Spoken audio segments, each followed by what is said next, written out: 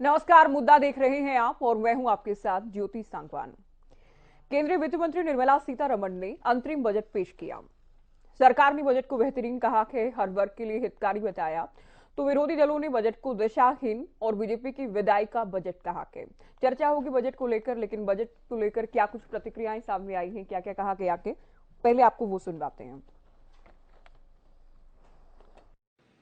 As for tax proposals, in keeping with the convention, I do not propose to make any changes relating to taxation and propose to retain the same tax rates for direct and indirect taxes, including import duties. However, certain tax benefits to startups and investments made by sovereign wealth or pension funds, as also tax exemption on certain income of some IFSC units, are expiring on 31/3/2024. To provide continuity in taxation, I propose to extend the date to 31/3/2025. As our Prime Minister firmly believes, we need to focus on four major castes. They are Garib, Mahilayein, Yuva and Annadata. Their needs, their aspirations and their welfare are our highest priority. Their empowerment and well-being will drive the country forward. Garib Kalyan, Desh Ka Kalyan. In these 10 years, the government has assisted 25 crore people to get freedom from multi-dimensional poverty. This savings has been realized through avoidance of leakages prevalent earlier. The savings have helped in providing more funds for Garib Kalyan. Farmers are our Annadata. Every year under PM Kisan Samman Yojana, direct financial assistance is provided to 11.8 crore farmers. गरीबों के लिए हमने गांवों और शहरों में 4 करोड़ से अधिक घर बनाए। अब हमने 2 करोड़ और नए घर बनाने का लक्ष्य रखा है। हमने 2 करोड़ महिलाओं को लखपति दीदी बनाने का लक्ष्य रखा था। अब इस लक्ष्य को बढ़ाकर 3 करोड़ लखपति दीदी बनाने का कर दिया गया है। तो इंटर्म बजट वो थोड़े समय के लिए होता है, लेकिन फिर भी जिस प्रकार से इस बजट के अंदर गरीब कल्याण की योजनाएं जो आदरणीय प्रधानमंत्री जी ने पहले शुरू की हुई हैं, उनको और अधिक प्रभावी ढंग से लागू करने का और उनका दायरा बढ़ाने का जो संकल्प इस बजट के अंदर किया गया है। बहुत ही एक समृद्धिशाली और स्थायी सरकार की परिचायक बजट है। माननीय प्रधानमंत्री जी के नेतृत्व में निर्मला सीतारमण जी ने प्रस्तुत किया है। मैं बहुत बहुत बधाई देता हूं, साधुवाद देता हूं। और लेकिन आज का जो क्रियान्वयन करने का समय था वो तो जो है मैं समझता हूं कि पिछले 10 वर्ष में जो हो सकता था हो गया। अब तो अगली बात कह रहे हैं। अगली बात तो चुनाव के बाद की बात है। ये तो इंटरिम बजट के रूप में इसको देखा जाना चाहिए। दुर्भाग्य ये है कि केंद्र सरकार के हरियाणा के बड़े बड़े प्रोजेक्ट इन 10 वर्षों में हरियाणा से स्थानांतरण किए गए या ठंडे बस्ते में डाल दिए गए, जो कि हरियाणा के लिए मंजूरशुदा प्रोजेक्ट थे। और कोई एक नई बड़ी परियोजना केंद्र सरकार की तरफ से हरियाणा में किसी भी बड़ी परियोजना का बजट दिया नहीं। 10 वर्ष में हरियाणा में मेट्रो को विस्तार के लिए कोई बैठक नहीं जो हमारी सरकार थी। मुझे याद है तो यूपीए सरकार के समय केंद्र और हरियाणा की हर 2 महीने में बैठक तय की गई थी मेट्रो के विस्तार के लिए। वो समाप्त कर दी। हमने सोचा शायद 2 महीने नहीं 4 महीने में हो, लेकिन 10 वर्ष में एक भी बैठक नहीं। चलिए, अंतरिम बजट को लेकर हम बात करते हैं। कुछ खास मेहमान हमारे साथ जुड़ गए हैं। प्रोफेसर विधु रावल, प्रवक्ता बीजेपी, सुरेश रोड, प्रवक्ता कांग्रेस हमारे साथ जुड़ गए हैं। अमनदीप केसरी, प्रवक्ता इनेलो, साथ ही डॉक्टर पंकज बेनीवाल स्टूडियो में हमारे साथ प्रवक्ता आम आदमी पार्टी हैं, और राजेंद्र जादून, वरिष्ठ पत्रकार, डिबेट में जुड़ गए हैं। स्वागत है आप सभी का। शुरुआत बीजेपी से करेंगे। विधु जी, आप लोग दावा कर रहे हैं बेहतरीन बजट है, सभी वर्गों का ध्यान रखा गया है, लेकिन विरोधी दल अंतरिम बजट को मोदी सरकार का अंतिम बजट बता रहे हैं, क्या कहेंगे?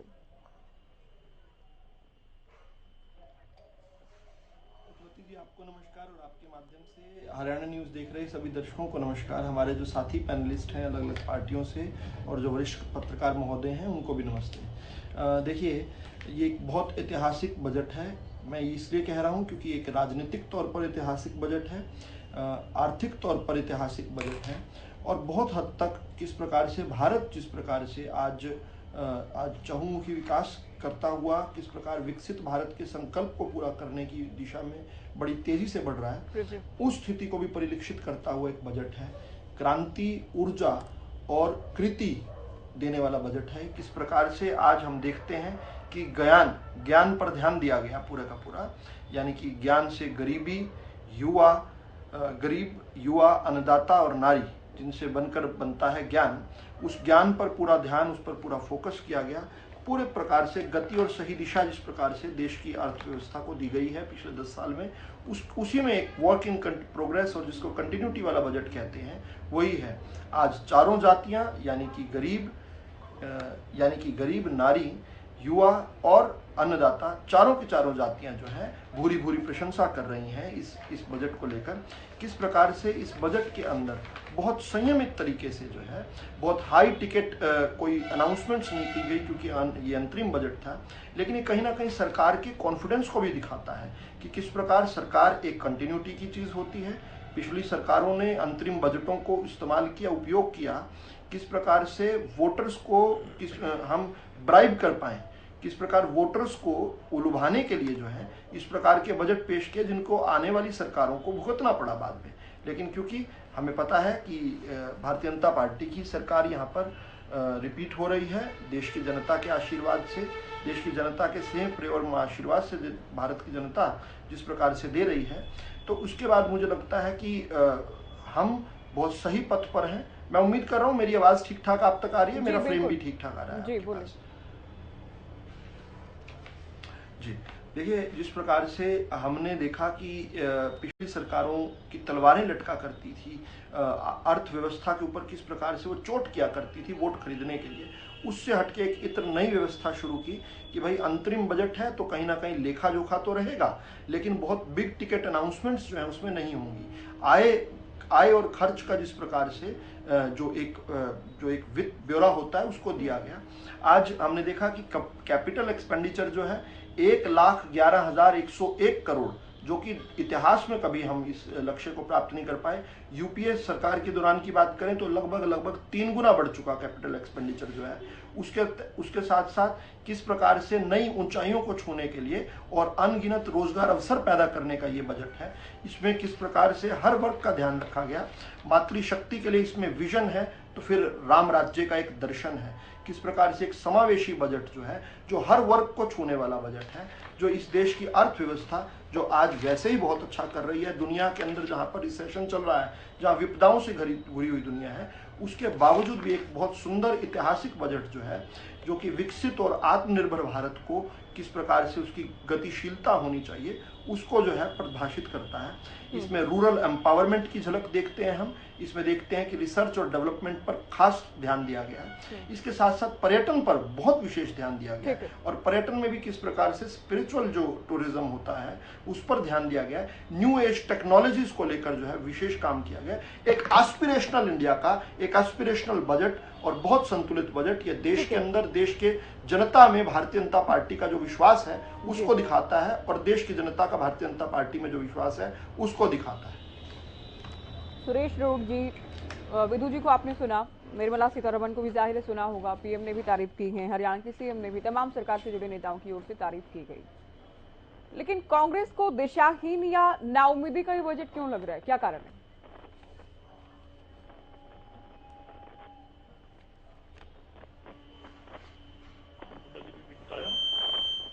क्योंकि इसमें राष्ट्रपति जी के कल अभिभाषण से ही पता चल गया था देशवासियों को कि चलो हम इस विषय पे चुप थे कि कुछ नया राहत देंगे ये लोग जनता को, लेकिन ऐसा नहीं हुआ।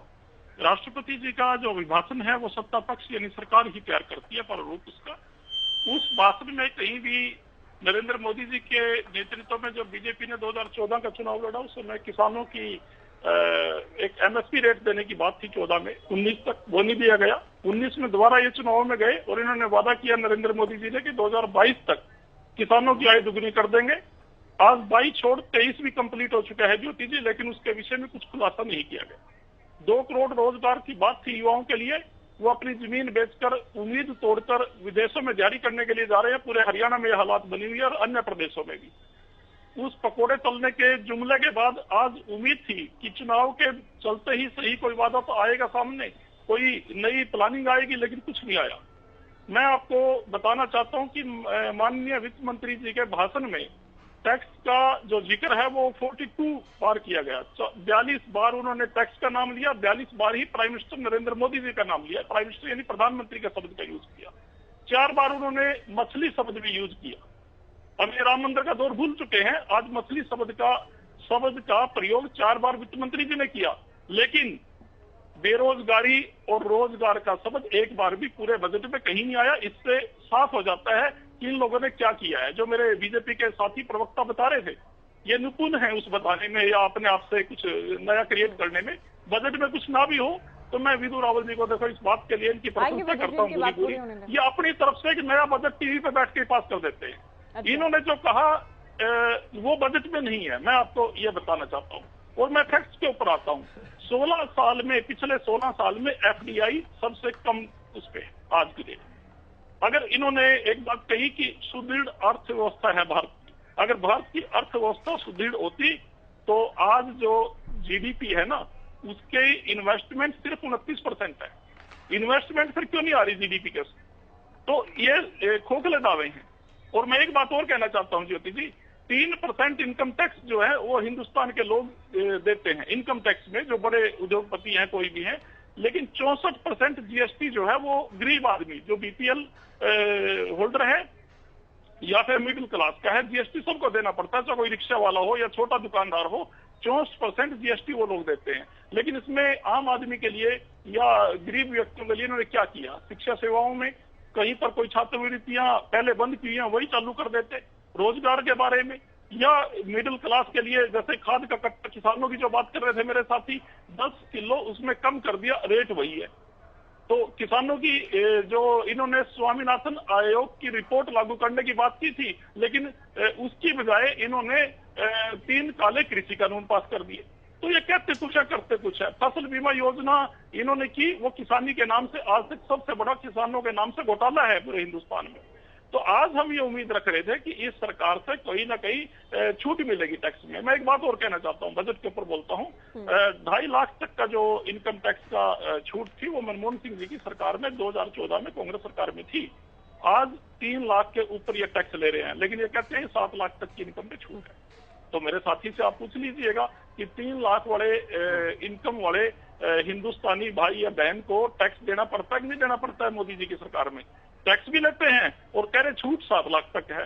तो इनका अपना ही संविधान है, अपनी बातें हैं, ये बोलते कुछ हैं करते कुछ हैं।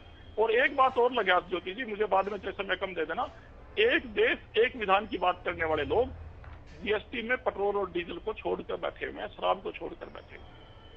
सबसे ज्यादा जो घपला है, सबसे ज्यादा जो हिंदुस्तानियों की कमर टूटती है वो पेट्रोल डीजल दिनचर्या के कार्य निपटाने के लिए जॉब वाले को भी, दुकानदार को भी सुबह अपनी मोटरसाइकिल स्कूटर में कार में तेल डला के जाना होता है, किसान को अपना खेत जोतना होता है ट्रैक्टर में डला के, और ट्रांसपोर्टेशन ट्रक वालों को, बस वालों को, सबको जरूरत पड़ती है।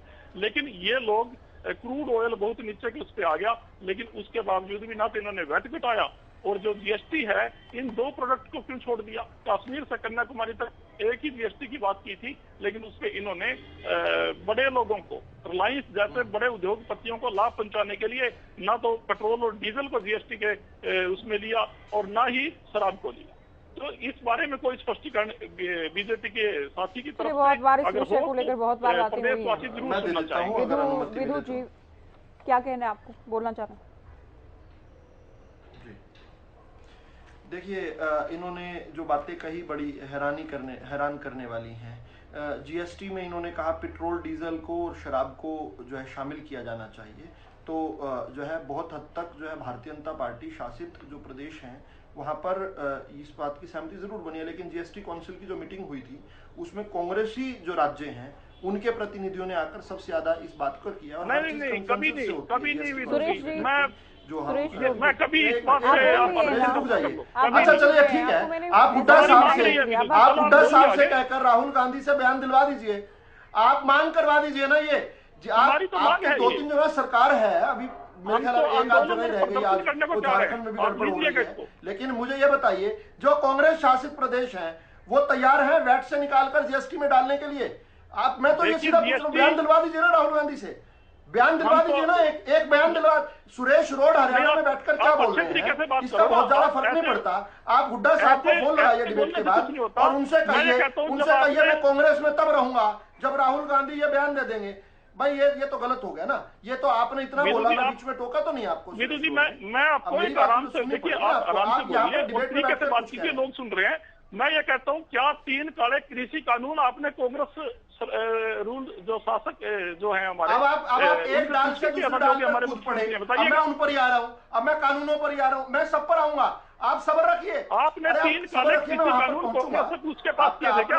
हम लोकसभा से हमारे सांसदों को बाहर निकाल कर आपने बिल पास कर दिया। बाकी सारी बातें बकवास थी आपकी, इसका मतलब ये मान ले बाकी समय आपने समय नष्ट किया, सिर्फ उसी बात का जवाब चाहिए और बातों का जवाब नहीं चाहिए। नहीं, आप दीजिए सवाल, पब्लिक मैं तो आपकी बात को उसी का जवाब दे दें। गलत बात बोल रहे हैं, कांग्रेस की तो मांग रही है। अब आप रुक जाइए ना, देने दीजिए जवाब, देने दीजिए जवाब, मेरे को दोबारा समय देना फिर आपके पहले उसी पर दे देते हैं। यानी इन्होंने जो बाकी बातें कही वो कचरे में डालने। नहीं, ये तो आप अपने आप ऐसे कुछ नहीं बोलते रहो। मैं बोल रहे हैं, मैं आप ही की बात का जवाब देने नहीं दे रहे, एक बात का जवाब देते हैं, बात पूरी करने दीजिए, आप बात पूरी करें, उसके बाद मैंने उठाई, आपने उठाई।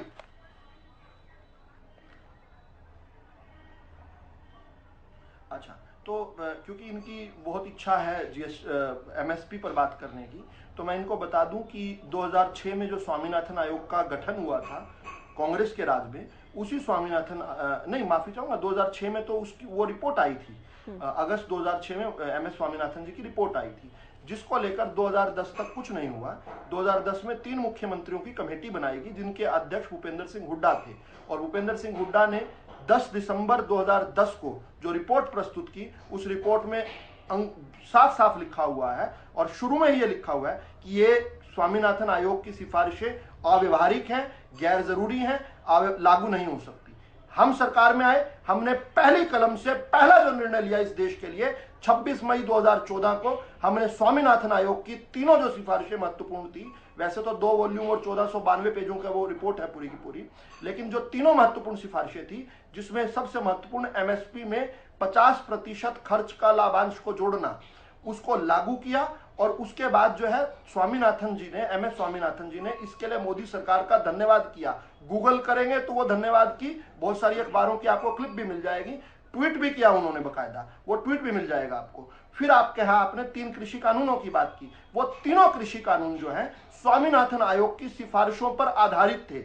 इस बात को भी स्वामीनाथन जी ने अपने जीवित रहते कहा, लेकिन आप यहां पर पिक एंड चूज करते हैं। आपने एक और बात झूठी बोली, आपने कहा एफडीआई जो है पिछले 16 साल में आपने कहा कि सबसे कम है, जबकि उल्टा है। आपने 10 साल तक शासन किया, कुशासन किया।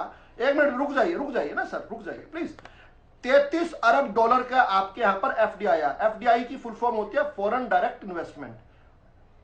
33 अरब डॉलर का आप एफडीआई लेकर आए 10 साल में। पिछले 10 साल में 596, आपसे लगभग 10 गुना एफडीआई हम ले आए। आप डिबेट पर बैठकर क्या बातें कर रहे हैं, कौन सी काल्पनिक बातें कर रहे हैं, और उल्टा मुझ पर आरोप लगा रहे हैं कि मैं यहां पर बैठकर बजट कर दूंगा। इसके अलावा आपको मछली शब्द से बहुत प्रॉब्लम है।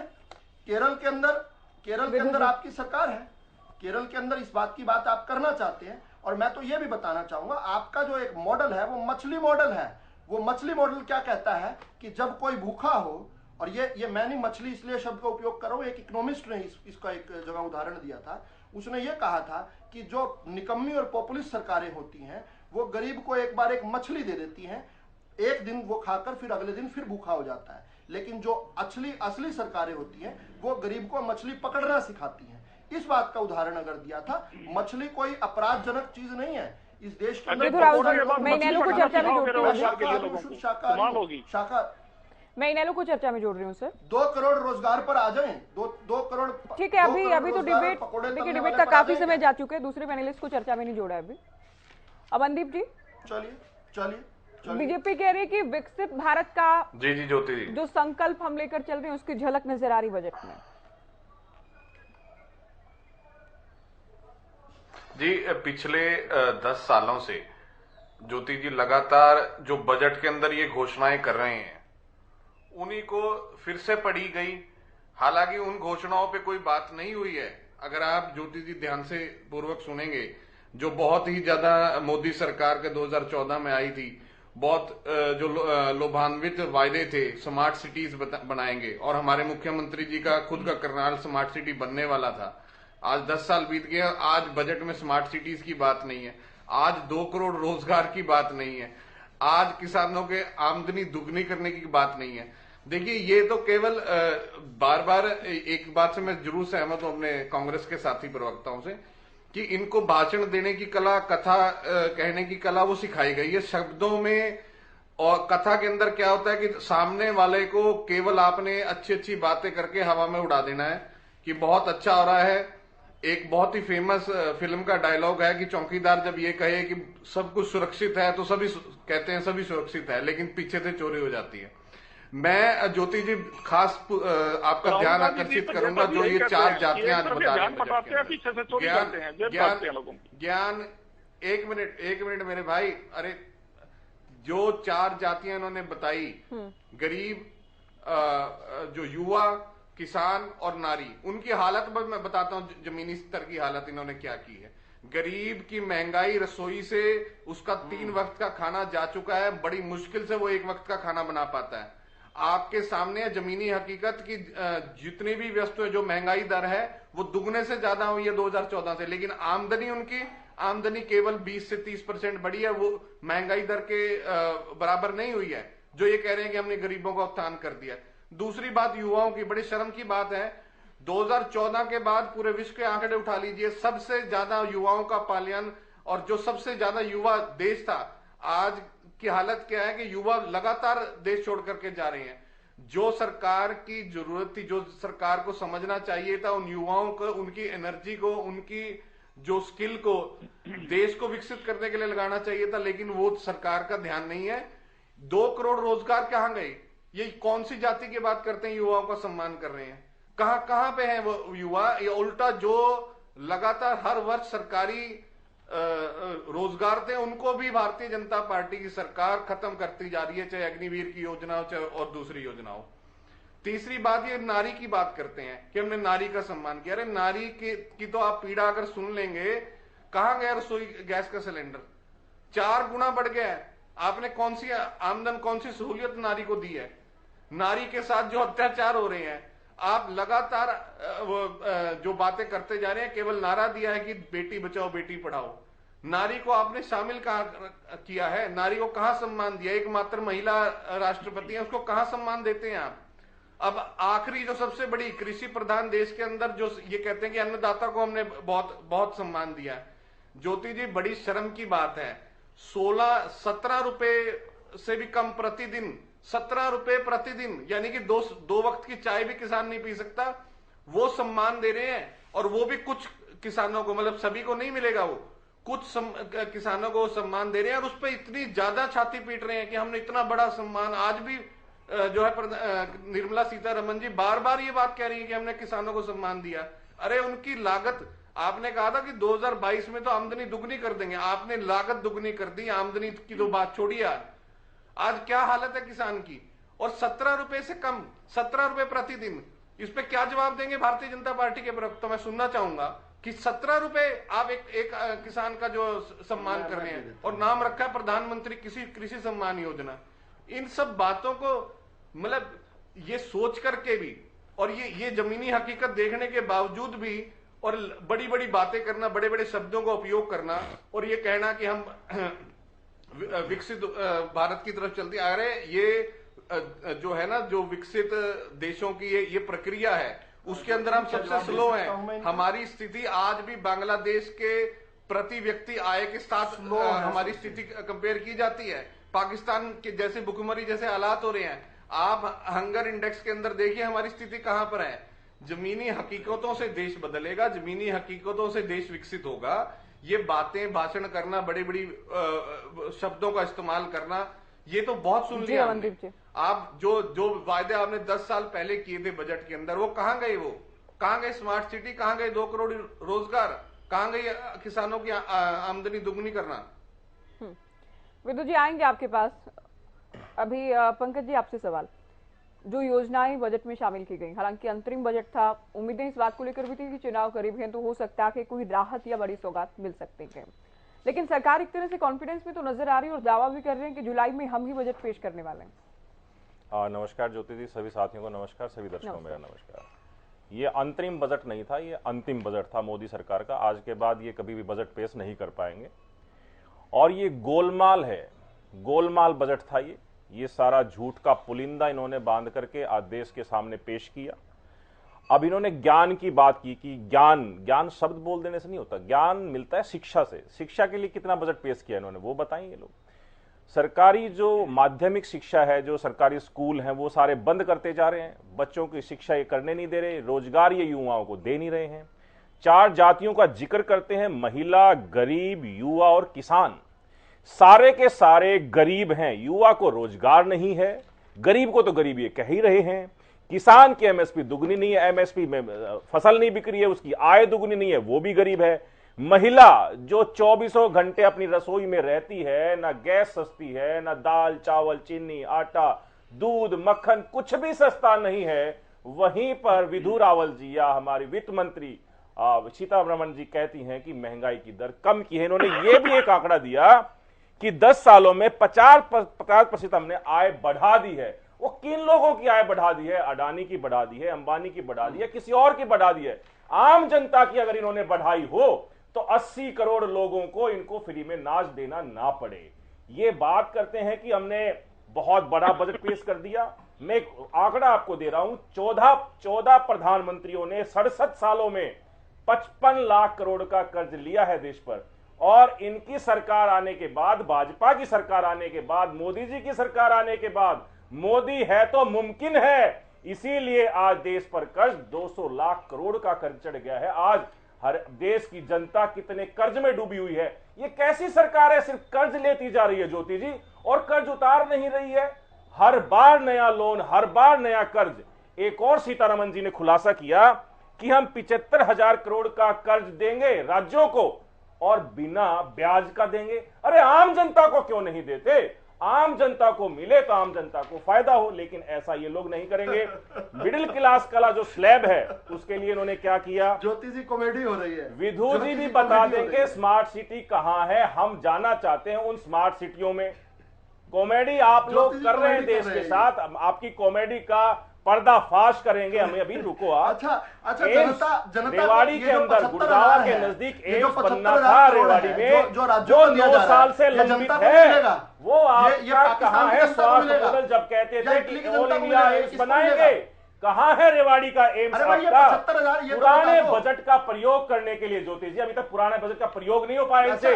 जो पुराना बजट पेश किया था उसका रिपोर्ट कार्ड लेकर के आते तो बताते कि अभी भी 18 लाख करोड़ का हमें कर्ज और लेना पड़ेगा, जब जाकर के पिछला बजट हम पेश कर पाएंगे। 2022 में मोदी जी ने कहा कि 2022 तक हर एक गरीब को मैं छत दे दूंगा, पक्का मकान दे दूंगा, लेकिन सीतारमण जी आज कह रही हैं कि पक्का मकान देंगे। या तो मोदी जी झूठ बोल रहे थे उस टाइम पर, या ये लोग झूठ बोल रहे हैं। मैं इसीलिए कह रहा हूं, गोलमाल है जी, सब गोलमाल है। और पुराना बजट अगर आपसे पूरा नहीं हो पा रहा है, आप नए बजट की तरफ भाग रहे हैं। 18 लाख करोड़ का बजट आपको पहले वाले को पूरा करने के लिए चाहिए, आप नए बजट को लेकर के आगे फिर से लो, आपको कर्ज चाहिए। यानी कि देश की जनता को आप पीछे धकेलते जा रहे हैं। और वो पैसे की इन्वेस्टमेंट है कहां? विधु रावल जी तो बताएं, किस किस इनके नेता के घर पे कौन कौन क्या ले रहा है, किसके घर पे पैसा जा रहा है, कौन शारदा चिटफंड घोटाले का आदमी इनके पास आके पैसे का गबन कर रहा है। नीरव मोदी पैसा जो लेकर के जा रहा है वो किसका पैसा था?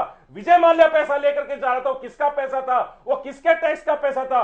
इन सब का जवाब भी विधु रावल जी को देना चाहिए। और मैं स्मार्ट सिटी जाने की मेरी बड़ी दिली तमन्ना है ज्योति जी, आपका कैमरा लेकर के विधु रावल जी के साथ चलेंगे कि कौन सा स्मार्ट सिटी मोदी सरकार ने बनाया उसमें जाएंगे। मोदी जी ने कहा था कि गुरुग्राम को, जिसमें आज मैं बैठा हूं, जिसमें आपका सेंटर है, कि इन्वर्टर फ्री कर दूंगा गुरुग्राम को एनसीआर में, लेकिन हर एक घर में जनरेटर लगा हुआ है। इन्वर्टर की तो बात दूर है, बिजली 24 घंटे आती नहीं है। ये लोग कहते हैं कि हमने तो वो बिजली 24 घंटे दे दी है, गांव-गांव में पहुंचा दी है। हरियाणा की ही हाई कोर्ट ने इन पर फटकार लगाई थी कि स्कूलों में बिजली नहीं दे पा रहे हैं आप लोग। जो आज शिक्षा के मंदिरों में ज्ञान की बात करते हैं, लेकिन शिक्षा के मंदिरों में आज बिजली नहीं दे पा रहे हैं, बच्चों के लिए इंफ्रास्ट्रक्चर नहीं दे पा रहे हैं। इसीलिए मैं कहता हूं कि ये लोग छलावा करते हैं। महिला सम्मान की बात भी आज हुई, लेकिन महिलाओं का सम्मान कैसे हुआ जब हमारी बहनें, हमारी बेटियां जो गोल्ड मेडलिस्ट हैं, वो जंतर मंतर पर घसीटी जा रही थी, वो सम्मान था? या यहां पर संदीप सिंह, इनका जो खेल मंत्री है, वो हमारी बहन कोच पर गलत तरीके से काम करता है, वो सम्मान था? किस चीज के सम्मान की बात ये लोग करते हैं?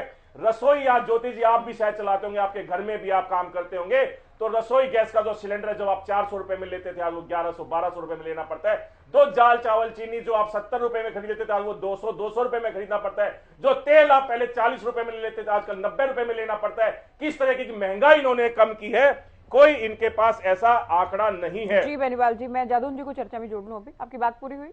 मैं एक बात और आपको कहना चाहूंगा, मैं एक बार हरियाणा पर भी आना चाहूंगा।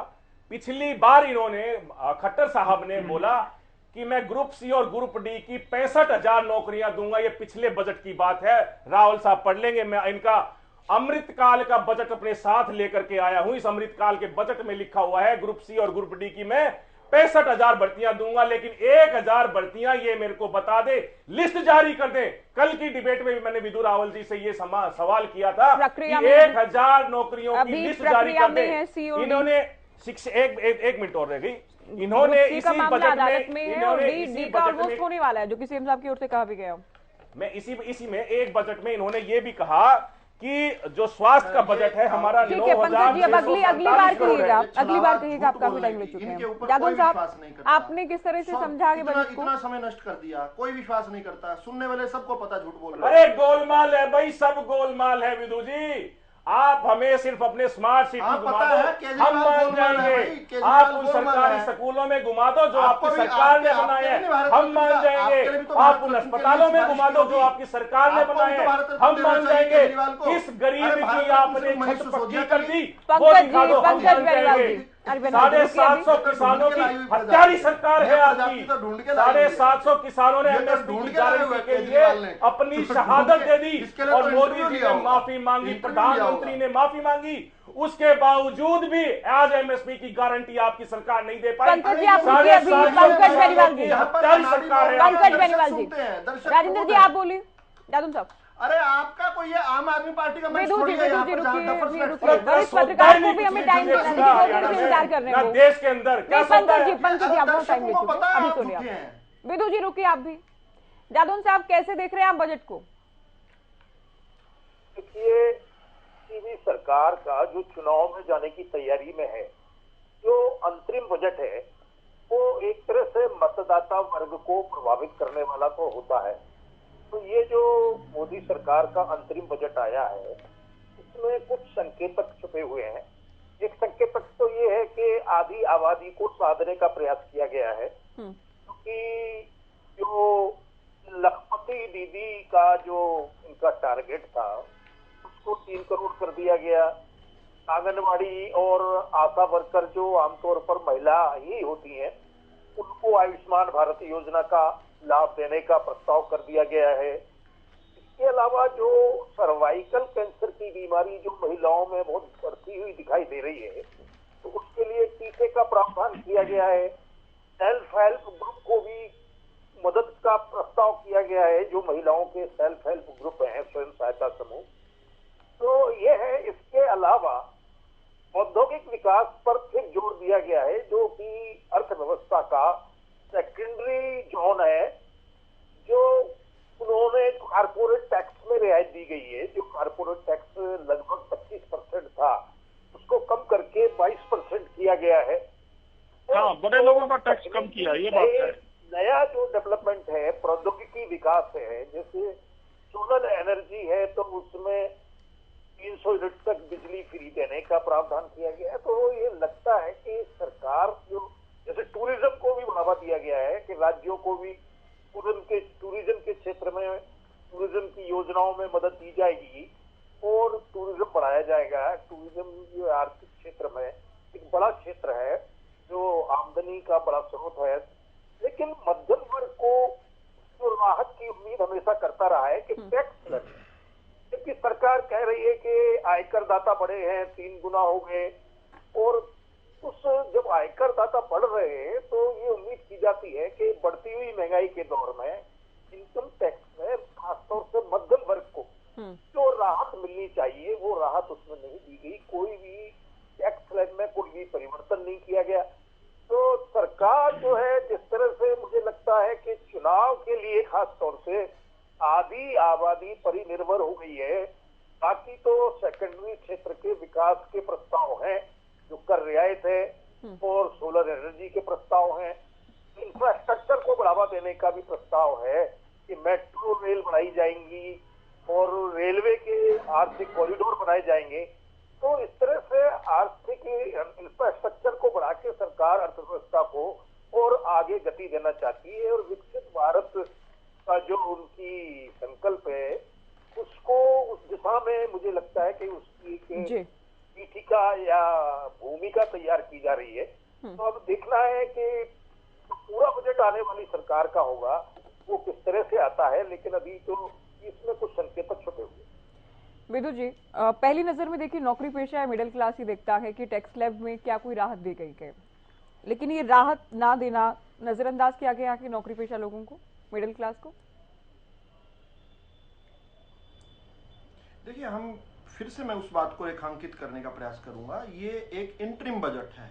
ये बजट जो है केवल जब तक चुनाव होने हैं उस चुनावों तक जो है इससे पूरा जो बजट जो है जुलाई में आना ही है। केवल जब तक चुनाव होने हैं तब तक के खर्च और व्यय जो है उनके लिए बजट आया हुआ है। हाँ, दिशा जरूर देता है ये। जब पूरा बजट आएगा जुलाई के अंदर, उस समय निश्चित तौर पर जो है इन चीजों पर जरूर बात होगी। लेकिन क्योंकि अभी ये किस प्रकार से अब तक की 10 साल की सरकार रही है उसका मोटा मोटा लेखा जोखा खींचा गया है, तो मुझे लगता है कि बहुत ज्यादा अगर इस समय कोई राहत दी भी जाती तो हमारे यही विपक्षी साथी इस प्रकार से कहने लगते हैं। हालांकि 7 लाख तक का स्टैंडर्ड डिडक्शन किया गया है, वो पता नहीं कांग्रेस वालों, आम आदमी पार्टी वालों को और इनेलो वालों को क्यों नहीं दिखा मुझे नहीं पता। लेकिन अगर बहुत कोई बिग टिकट इसमें राहत दी जाती, अनाउंसमेंट की जाती, तो ये कहते ये तो चुनावी बजट है, चुनाव में जा रही है सरकार और वोटरों को लुभाने के लिए जो है इन्होंने कर दिया। लेकिन मैं तो इस बात से हैरान हूं कि भाई हमारे जो विपक्षी साथी हैं ये पढ़ते नहीं हैं या ये जानबूझकर आकर यहाँ पर छलने का प्रयास करते हैं। क्या अब इन पार्टियों ने अपनी ऑफिशियल नीति जो है छलने की बना ली क्या? मैं कितना हैरान हो रहा था जब यहाँ पर ये एक के बाद एक कह रहे थे। एक सज्जन ने तो बोल दिया कि 2014 से दुगनी हो गई महंगाई दर बताएं। पता नहीं पढ़ते नहीं है, क्या करते हैं मुझे नहीं समझ आया। 2014 में महंगाई दर थी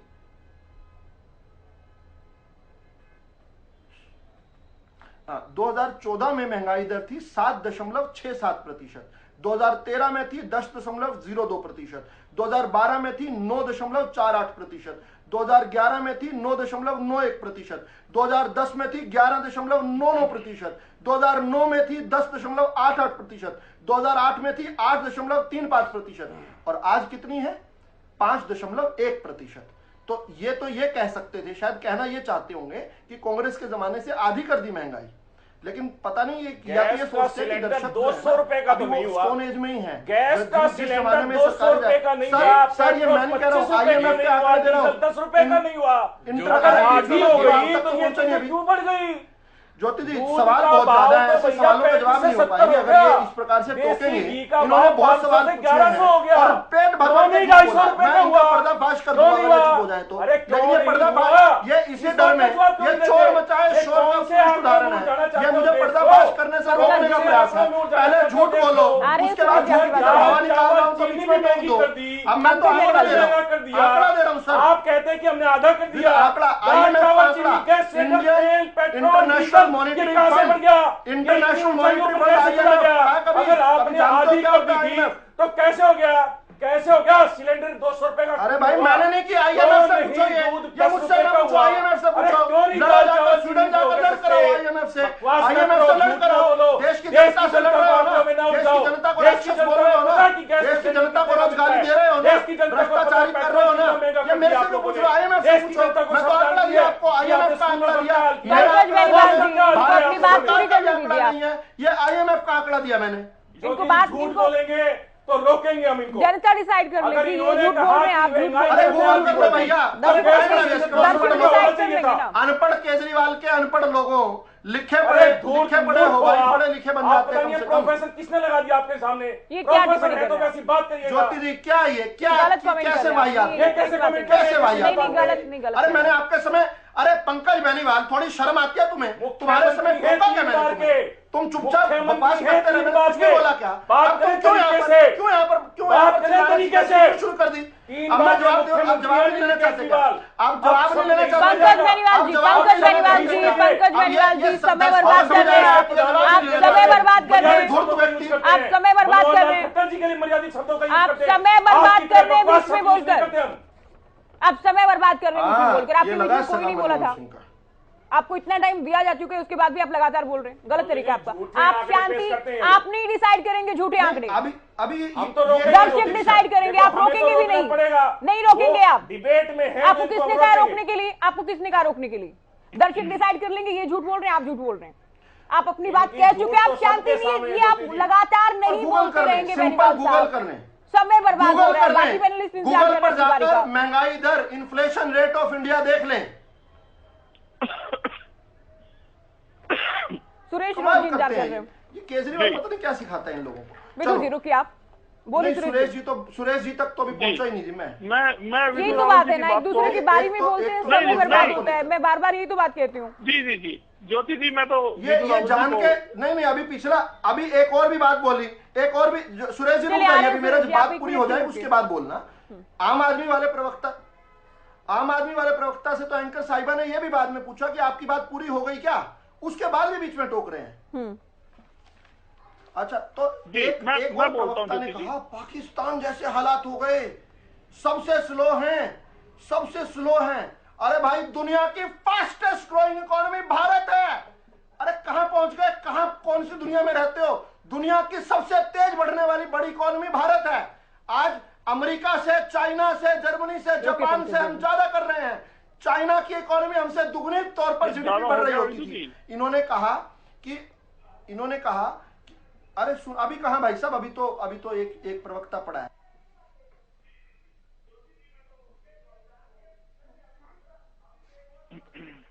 कोई हो सकती है क्या? कह रहे राज्यों को कर्ज दिया जा रहा है। राज्य क्या युगांडा के राज्यों को दिया जा रहा है या मंगल ग्रह के राज्यों को दिया जा रहा है? अरे ये भारत के नागरिकों के, ये फेडरल स्ट्रक्चर जो है, जो फेडरल सिस्टम है, उसमें दिया जा रहा है। एक बार रोजगार पर सभी ने सवाल खड़े किए थे, तो मैं इनको बताना चाहता हूं, 2 करोड़ रोजगार की बार बार बात करते हैं। जो ईपीएफओ के आंकड़े हैं, जो अभी जनवरी में ही रिलीज हुए हैं, पिछले 10 साल में 27.2 करोड़ नए ईपीएफओ अकाउंट जो है खोले गए हैं। अब ये ईपीएफओ अकाउंट जो नए खुले हैं, निश्चित तौर पर जिनको रोजगार मिला उन्होंने अपना प्रोविडेंट फंड के अकाउंट्स खुलवाए हैं। किस प्रकार से? तो उसमें भविष्य निधि जिन्होंने डाली है। अब ये मुझे बता दें कि ये 27.2 करोड़ लोग जो हैं, ये भूत हैं क्या? ये युगांडा से आए हैं क्या? ये मंगल ग्रह से आए हैं क्या? दूसरा, जब हम कह रहे हैं कि 40,000 बोगियों को, सामान्य साधारण बोगियों को वंदे भारत बोगियों में कन्वर्ट किया जाएगा, 1 करोड़ घरों में सोलर बिजली आएगी, सर्वाइकल कैंसर के लिए जो दवाई है वो बनाई जाएगी। ये कौन बनाएगा? ये भूत आकर बनाएंगे क्या? ये युगांडा से आकर लोग बनाएंगे क्या? भारतीय ही बनाएंगे। रोजगार उत्पन्न करने का अवसर है। जब टूरिज्म जो है करता है, जब मैं खत्म कर रहा हूं, मुझे केवल मानकर 30 सेकंड दे दीजिए। तो टूरिज्म जो है, जो अनऑर्गेनाइज एम्प्लॉयमेंट को सीधा जनरेट करता है, जो इतने बड़े स्केल पर टूरिज्म, कौन यहाँ हिंदुस्तान का मतलब तो लोग ताजमहल आकर देख के चले जाया करते थे। आज हिंदुस्तान के अंदर जो है 11.5 गुना अधिक जो है फुटफॉल बढ़ा है विदेशियों का। विदेशियों के लिए उत्सुकता का केंद्र बने हैं, चाहे स्पिरिचुअल टूरिज्म है, चाहे अन्य जगह पर है। तो क्या होटल, टैक्सी और रेस्टोरेंट जिसमें हजारों, लाखों, करोड़ों लोग जो एम्प्लॉयड है वो नहीं? इनको चाय बेचने वाले और पकौड़े बनाने वाले से बहुत दिक्कत है। जो मुझे वाइंड अप क्यों करना है? बिल्कुल भी टाइम नहीं है, बिल्कुल भी समय नहीं है। सुरेश जी, अंतिम कमेंट आपका। जी, मैं ज्योति जी कहना चाहता हूँ कि आपने कहा कि दर्शक तय करेंगे कौन झूठ बोल रहा है कौन सच बोल रहा है। बिल्कुल तय करेंगे। दर्शकों ने सुन भी लिया कि मेरे साथी ने कहा कि हम झूठ बोल रहे हैं कांग्रेस के लोग। हम ये कहना चाहते हैं कि रसोई गैस, पेट्रोल और डीजल की कीमत से ही दर्शक तय कर लेंगे। हरियाणा निवासी 40 और 50 रुपए लीटर होता था डीजल और पेट्रोल, आज 100 रुपए के लगभग पेट्रोल और डीजल रसोई गैस देती कहां थी कांग्रेस? रसोई गैस का रेट कांग्रेस के समय सिर के ऊपर सिलेंडर, हाथ में सिलेंडर, साइकिल के ऊपर सिलेंडर, देखिए बीच स्कूटर में के ऊपर बोलने लगे सिलेंडर, हम कंक्लूड करने दो प्लीज। दूसरी बात इन्होंने कही किसानों के बारे में। किसानों के बारे में जो आय दुगने की बात करते थे, मेरे साथी कह रहे थे कि इन्होंने स्वामीनाथन आयोग को लागू कर दिया। अरे आपने तो 3 काले कानून बनाए हैं। अगर आपने कुछ किसानों के लिए किया होता तो बॉर्डर पे जब 1000 किसानों ने अपनी जान दे दी तब आपके नरेंद्र मोदी क्यों छिप के बैठे हुए दिल्ली में? वो पंजाब से चुना हुआ प्रधानमंत्री यू टर्न लेके वापिस आ जाता है कि मैं जनसभा को संबोधित नहीं कर पाऊंगा। अगर आपने किसानों के लिए किया होता, इसका मतलब आप झूठे हैं। ये किसानों की बात से भी तय हो गया और ये महंगाई से भी तय हो गया। और हम ये कहना चाहते हैं कि विदेशों में छिपे काले धन को लाने की बात की गई थी। काले धन के बारे में कोई बात नहीं हो रही, बल्कि नीरव मोदी और विजय माल्या को भगा दिया गया है। आपने 2 करोड़ रोजगार की बात की थी। बेटी बचाओ बेटी बचाओ बेटी पढ़ाओ की बात की थी, लेकिन आपने क्या किया? पहलवान बेटियों के मामले में देख लिए और उसके बाद लिंग अनुपात जो है 871 से बढ़ाकर 950 का कहीं भी ठीक है। मैं सभी से अंतिम कमेंट ले रही हूँ। दर्द दिखाई नहीं दिया इस बजट में। सुरेश जी, हमें तो केसरी जी बोलिए आप। जी ज्योति जी, मेरा हाथ से नहीं रुक पा रहा जब से मैंने साथी भाजपा प्रवक्ता के बयान सुने हैं। केवल मेरी दरख्वास्त है इन्हीं के बयानों को आप एक हेडलाइन चला दीजिए। ये पढ़ा कि पाकिस्तान से स्लो है हमारी ग्रोथ रेट, में महंगाई कम हो गई है। ये बताइए, देश में महंगाई जो है 2014 से दुगनी हो गई। अरे कहां से लेकर आते हो? चौटाला साहब तिहाड़ से आंकड़े भेजते हैं क्या? ये चौटाला साहब तिहाड़ से आंकड़े भेजते हैं? जमीन की हकीकत तिहाड़ से बोलने दीजिए विदुर जी। प्रोफेसर तो कम से कम किसी की बात नहीं हो गई। अरे कहां से लाए थे आंकड़ा? ज्योति जी, अच्छा चलो मैं चुप रहूंगा, मुझे बस सोर्स बता दें। ये 2014 से दुगनी महंगाई के वाला आंकड़ा कहां से लाए थे? ये बदतमीज आदमी कहां से लाए थे? नहीं, मैं किसी को नहीं अलाउ करूंगा। विदुर रावल जी, मुझे आपको म्यूट करवाना होगा सर। मुझे आपको म्यूट कराना होगा सर। अवनदीप जी ने बड़ी शांति से, धैर्य से सबको सुना है। ये नहीं चलेगा कि आप उनके बारे में बोलते रहेंगे। आपने जो भी बोला उन्होंने सुना। ये अपने समय में अपनी बात करें तो ये गलत तरीके से बोलेगा। विदु जी बोलने दीजिए इनको, बोलिए आप जल्दी। विदु रावल जी, एक तो पर्सनल कमेंट मत करवाइएगा। विदु रावल जी हर आदमी के खिलाफ पर्सनल बोलते हैं। अब इनके खिलाफ अगर बोलने लगे तो इनको बर्दाश्त नहीं होगा, क्योंकि इतनी शक्ति। मैं केवल इतनी बात कह रहा हूँ। टोकती हूँ कोई भी अगर पर्सनल कमेंट करता है। हाँ, मैं बता रहा हूँ विदु रावल, ठीक है, जनता डिसाइड कर लेगी। विदु रावल जी कह रहे हैं, भाजपा प्रवक्ता, कि देश में महंगाई आधी हो गई है और देश के अंदर जो लोगों की आमदन बढ़ने की जो संख्या है वो अमेरिका, जापान, चाइना से भी ज्यादा है। वो जनता डिसाइड करे, ज्योति सांगवान जी डिसाइड करें कि क्या आपकी आमदन बढ़ने की जो रेट है, जो प्रतिशत है, वो अमेरिका से ज्यादा है? क्या हिंदुस्तान के अंदर महंगाई आधी हो गई है? ये बयान इनके चलवाइए। और ये बयान इनके, जैसे ये कहते हैं ना, मोदी जी से दिलवाइए ये बयान। बिल्कुल चलाइए। 14 के अंदर ठीक है सर, अभी मुझे वाइंडअप के लिए क्योंकि कमांड बेनीवाल जी को भी कुछ कहना, तो बेनीवाल जी बहुत संक्षिप्त में अपने आप फैसला कर लेंगे इस बात। बेनीवाल जी बोले। सबको पता है आयुष्मान भारत का जिक्र हुआ। आयुष्मान भारत कार्ड एक छलावा है देश की गरीब जनता के साथ। कितने आयुष्मान कार्ड इन लोगों ने बनाए हैं, लेकिन कितने हॉस्पिटलों को उस जनता को फायदा देने के लिए हॉस्पिटलों को बनाया है, वो इनको पता होना चाहिए। गरीब जनता के साथ सिर्फ छलावा इन लोगों ने किया है। इन्होंने विदु रावल ने अभी थोड़ी देर पहले एक प्रवक्ता के बारे में ये कहा कि एक प्रवक्ता पढ़ा है। मैं कहना चाहूंगा कि प्रोफेसर किसने बनाए, किस सब्जेक्ट के प्रोफेसर है? ज्योति जी, नहीं बोलना पड़ेगा इनके लिए, क्योंकि एक प्रवक्ता ने कहा कि पढ़ा है अभी। अगर इनको अगर ज्ञान नहीं है तो हिंदी की डिक्शनरी में और शब्दों का चयन अच्छे से करके लाए कि किसके लिए कैसे शब्दों का प्रयोग टीवी पर कैसे करना है। मेरे ख्याल से जैसे विदुरी जी को इनको सम्मान मिलता है, शायद भरतोले बल की वजह से विदु रावल को भी शायद सम्मान। चर्चा के लिए सभी का बहुत शुक्रिया, आप लोगों ने वक्त दिया। तो अंतरिम बजट को लेकर हम बात कर रहे थे। सरकार तारीफ कर रही रही है। विपक्ष अंतरिम बजट को लेकर लगातार सरकार को घेर रहा है। फिलहाल दीजिए इजाजत, नमस्कार।